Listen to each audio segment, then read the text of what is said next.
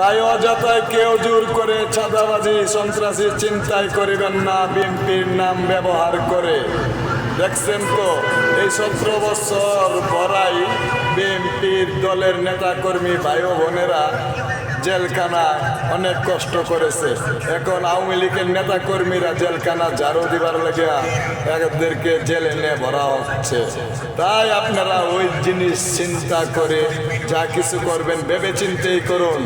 তাই আপনারা বেশি অশৃঙ্খল করবেন না, জনগণের মন থেকে সরে যাবেন না। জনগণ যেমনি ভালোবাসে সেই ভালোবাসা নিয়ে সবাইকে একে কাঁধে কাঁধ মিলিয়ে একভাবে বেঁচে থাকার সুন্দর একটি বাংলাদেশ গড়ে তুলুন।